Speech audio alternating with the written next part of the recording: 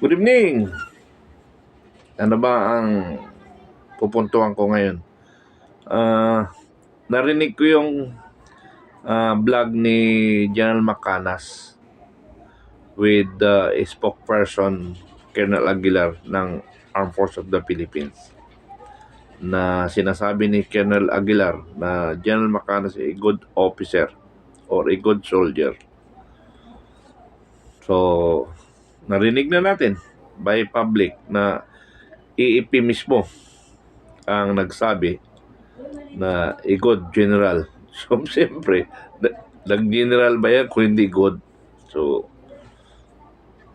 hindi ka makapag-retired kung hindi ka good. Unless, nag-retired ka na with records na may na-clear ka. But, sometimes, yung mga nag-retire, hindi makapag-retire dahil may records, minsan nasasabit lang yun. So, hindi ko na ipaliwanag kung bakit sila nasabit na hindi ginagawa, nasabit nga lang. Okay. In regards to General Macanas, sabi ko nga, nagkasama kami sa Marinduque.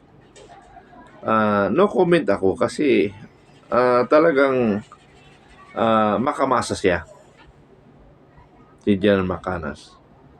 Kumbaga, pang CMO siya. And normally, pang operation. Kung mayroon mang nakitang medyo hindi maganda, it's very common sa mga officer siguro, pero hindi naman lahat. So, kayo na doon. Other comment. Basta okay si General Macanas. Kung mayroon kayo nakita na kasama nyo, kayo na yun. Kayo na magsasabi.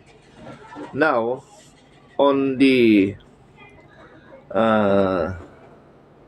statement of Colonel Aguilar, the spokesperson of the Armed Forces of the Philippines, General Macanas is a good officer. Sabi nga ni General Macanas, hindi sila nagsama, but PMA 1992, na may nakasama siya. Siguro maaaring doon nagkuha ng information. Two things, analysis. Yun. Two things analysis. One, question mark. Mahirap pagsalita. Two things. Bakit sinabi ng good general? And another side ay para lang hindi masira ang mga officer. Pero yung isang side, medyo doon may ibig sabihin.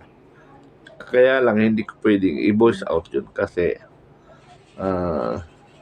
parang magkakaroon kayo ng idea. So basta binigyan ko na lang kayo ng idea yung pronouncement o statement ni Colonel Aguilar, the spokesperson of the AP. Meaning, pag ikaw ang spokesperson of the armed forces, ang lahat ng sasabihin mo, hindi galing sa iyong opinion, Hindi sa iyo galing opinion, kung hindi, that is a guidance from the chief staff. Chief staff ang nagsalita yun, hindi si General Aguilar, true Aguilar lang. Hindi pwede magsalita si General Aguilar on his opinion. Lagi in behalf of the Armed Forces of the Philippines. So, malalim yun. Malalim ang palaisipan doon. So, yun lang yung comment ko doon, analysis, kasi kaya ko gusto rin i-vlog yan. Kasi kahapon na vlog ko, yung kapwa namin military ang pinag-usapan. Mayroon talaga nagsasabi iba, negative side kay General Macanas. Mayroon naman positive side. So, yun na nga sabi ko, may kanya-kanyang opinion. Kaya pag nagsalita tayo, it's either your rights or opinion or that is your conclusion. That is your conclusion. Pero may conclusion dito sa isa. So, mahirap talaga pagtugmain, Yung conclusion mo, this is your conclusion, hindi yan magtutugma. So, never naman tayo magsalita ng masakit kay General Macanas. Never. Kasi dito sa isang side, pabor maganda Ikaw hindi. So, sana, yung opinion ninyo, medyo may matutuhan tayo, edukasyon, hindi pangkanto o unprofessional na mga dialogue. Ano? Kasi, sabi ko, ulitin ko, kung pinag-usapan military, hati ang ating pag-iisip, hati ang ating opinion. So, dapat respeto rin. Respeto lang naman. Sa community, sa masa, nasa inyo yan. Kasi, you are not a military man, hindi nyo makita yung ano ang pag-iisip ng military. But in general, as a public observation, nasa inyo yun. Kanya-kanya rin tayo. So, ganun lang. So, yun yung dinagdagan ko lang sa salita ni Colonel Aguilar, the spokesperson of the Armed Forces of the Philippines.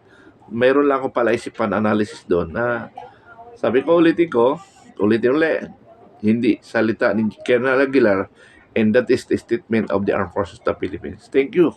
Pakinggan nyo nga pala yung vlog na yun. Magandang araw mga kaibigan. Ubusin ko lang muna ang ating dark chocolate.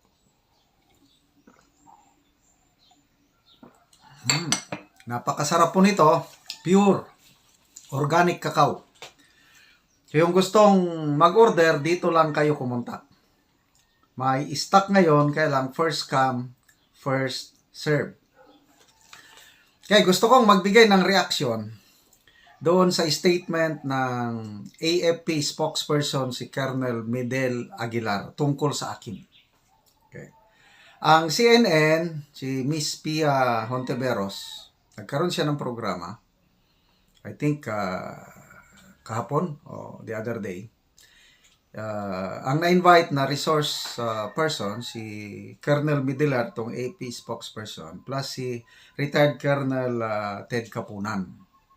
Itong si Sir Kapunan, mga kabats ito, mga na-involve sa kabats ni Senator Gringo Hunasan, na-involve sa mga series of kuditas panahon ng Cory government. Ang topic pala nila is tungkol sa destabilisasyon na allegedly nangyayari sa administrasyon ng ni PBBM. So yun, pag-usapan ang tungkol sa destabilization at tinanong ni Miss Pia Hontiveros, anong masasabi ni Colonel Midelar Aguilar tungkol sa akin? At nakakatuwa yung statement ni Colonel Aguilar na General Macanas retired as a good soldier. Colonel Aguilar, sa member of PME Class 1992, hindi kami nagsama directly, personally sa isang unit. But then, marami akong Class 1992 na nakatrabaho ko dito sa Mindanao. So, ang masasabi ko dito is, bakit ang AFP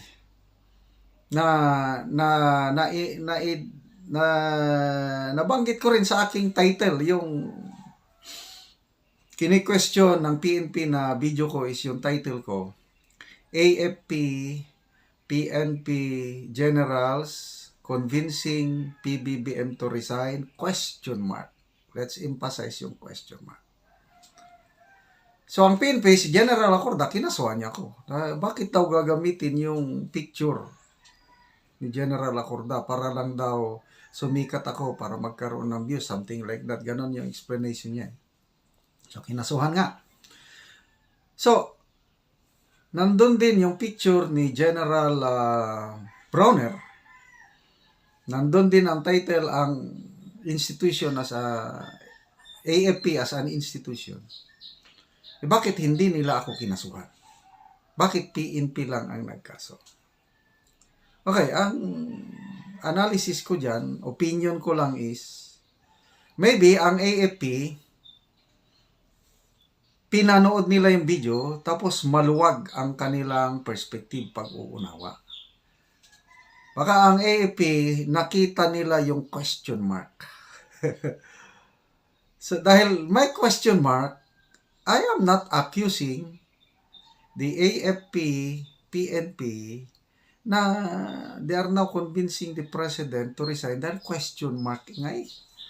Mismo nga ang vlogger, salamat si Podinet, napansin niya yun, ala, lusot si General Macanas dahil may question mark sa dulo. Vlogger yun ha, matalinong vlogger. Eh, lalo ng mga abogado. Si Toto Kausing, attorney ito ha, kailang na-disbar lang. Dati iba pang opinion, hindi kami magkaibigan, magkalaban kami yung kaso ng Bantag at Percy Lapid. Kaya lang sabi ni Toto Kausing, kahit hindi ko kaibigan yan si Macanas, ako magsasalita ko para sa katotohanan na yung kaso ng PNP laban kay Macanas walang sustansya. Kasi nga dahil nandun ang question mark. So ang AP, napansin nila yung question mark at saka pinanood nila yung video. Pag mapanood nyo yung video in question is wala akong binanggit doon na mga pangalan. Browner, Acorda, pangalan ng mga active generals, wala. Paulit-ulit kong sinasabi na opinion, analysis ko lang ito. Sana hindi magkagulo. Ayoko ng gulo. So, kung ang violation ko is parang nag-ano ako ng destabilization, eh bakit ko sasabihin na sana ayoko ng gulo? Sinaset ko lang yung experiences ko doon, yung 1989 na bloodiest kudita na napasama ako, ayoko nang mangyari yun. And even the AFP-PNP, sinabi ko, ayaw na ng AFP-PNP na magkakaroon ng bloodshed. Kaya wala talagang kudita, walang mangyaring ganun dahil naranasan na natin, it's not good for the country.